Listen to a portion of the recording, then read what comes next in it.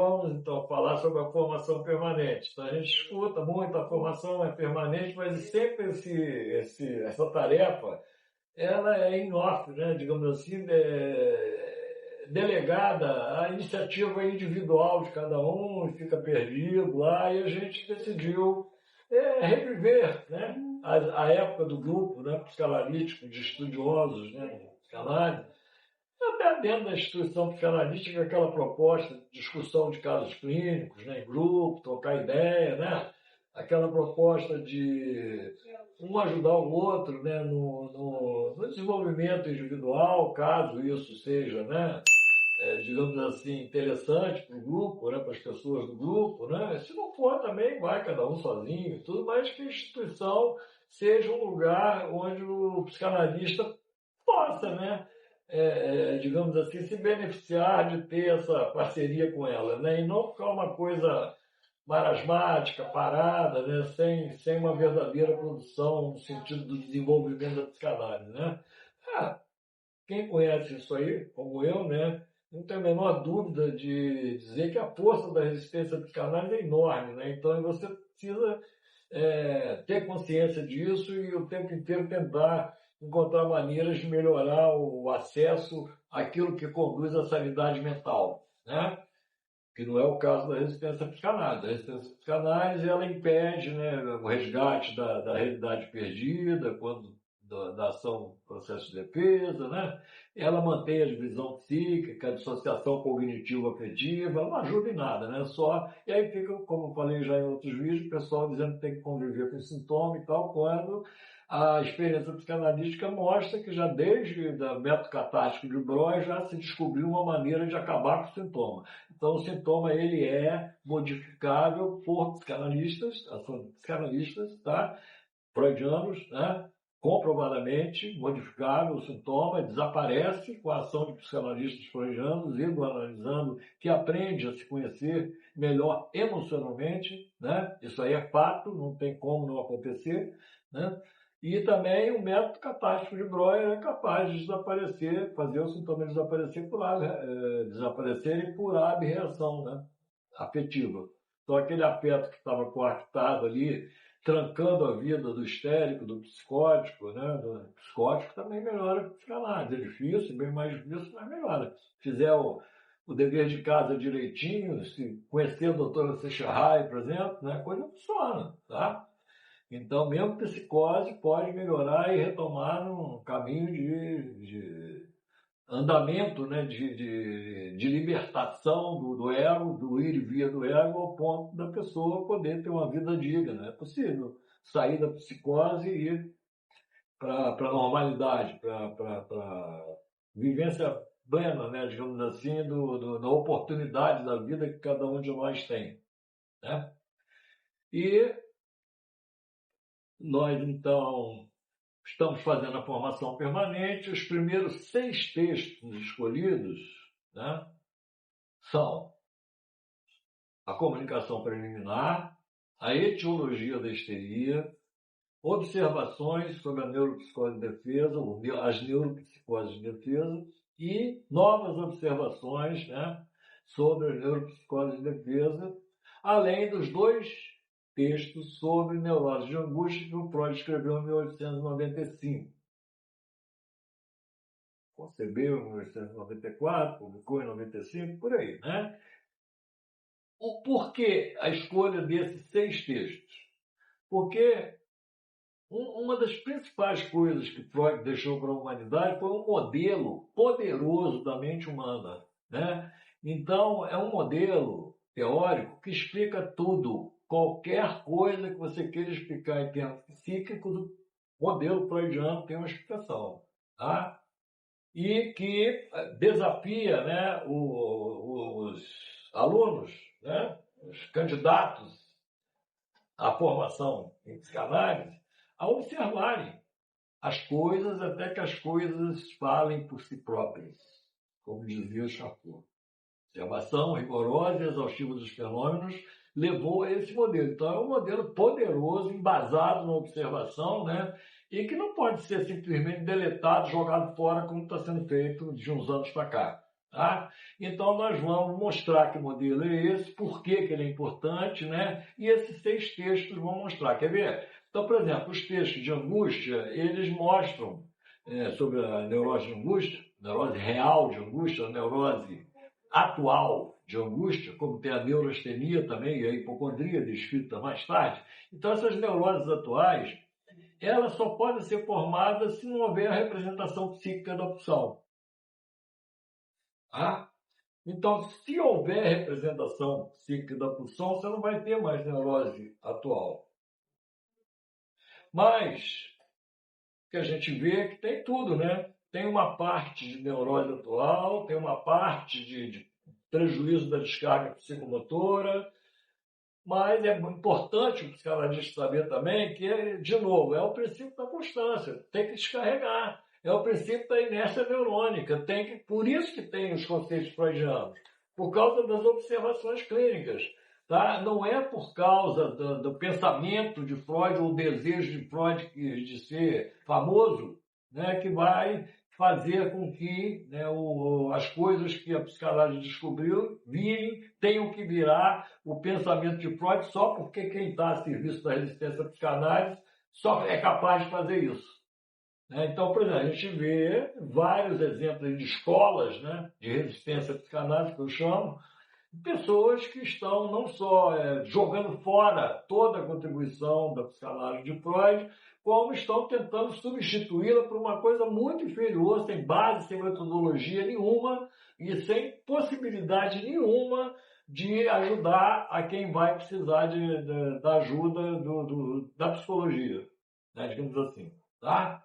Então, estendo isso para outras escolas de psicologia também que se dizem que são científicas e que a psicanálise é pseudociência, que não sei o que, também isso tudo tem que ser discutido também, porque a psicanálise tem uma metodologia poderosa que funciona, tá? E nós estamos aqui exatamente para fazer com que as pessoas conheçam. Formação permanente vai ser, de início, resgatar a mente humana descrita por Freud. Tá? Nós vamos aprofundar o estudo do aparelho psíquico de Freud, vamos trazer as coisas modernas, estamos avançados nesse trabalho, já tem até cores representativas, né, de cada função, é tudo descrito em função de pulsão, memória, defesa, impulso do id, que é uma conjunção de pulsões. Por exemplo, então, esses textos vão mostrar que a pulsão precisa ser representada. Quando ela sofre a representação, ela adquire a capacidade da descarga psicomotora. E se ela não for, digamos assim, representada psiquicamente, ela fica no corpo. Aí ela gera o quê? Neuroses atuais só não. Pode gerar doenças psicossomáticas. Pô. Explica aí uma colite ulcerativa, explica aí. Explica uma doença de Crohn aí, explica aí. Qual é a explicação que você tem? Explica uma doença autoimune. Confunde o self com o not self. Explica aí. A psicanálise tem uma explicação. Não vou dizer que é exatamente isso que a psicanálise agora, que é possível, dentro da teoria da pulsão, que isso seja assim, forte possibilidade.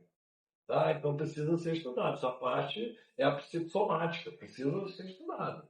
Precisa ser avançar. Quanto mais se estuda, as conexões vão aparecendo. Ligações do circuito de Papet com o sistema imunológico, ligações da depressão, né, com a baixa da imunidade, com câncer. Né? Então, querer tirar fora o corpo, né, dos procedimentos mentais realmente não é o que Freud fez. Tá? E a gente vai trazer o modelo freudiano aqui para ser discutido. Tá bom? Por isso, vocês devem se inscrever no nosso canal. Quanto mais vocês assistirem os vídeos, né, principalmente quem é da área de saúde mental e quem, olha só, eu vejo assim, simploriamente falando, né, eu vejo assim, uma pessoa que está com um transtorno mental, ela é da área de saúde mental.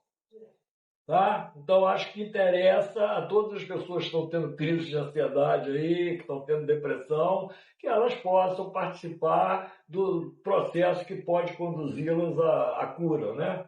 como aconteceu comigo, eu sou um analisando freudiano que está aqui em gratidão ao processo que foi vivenciado e que me deu muita coisa boa, né?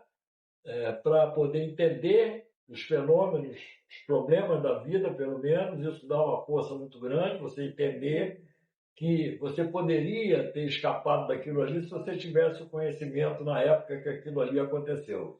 Tá? E que mesmo aquilo ali tendo acontecido dessa maneira, você pode, a partir do momento que você se reconecta com você mesmo, graças ao trabalho psicanalítico de Freud, né?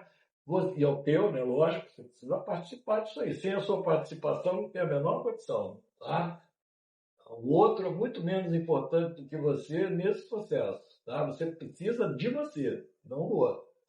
Então, a partir então desse resgate da sua conexão com você mesmo, né, você fica bem no sentido de compreender as coisas que podem prejudicar a tua vida, e isso coloca você como um parceiro, né, um auxiliar dos agentes da saúde mental que existem no mundo.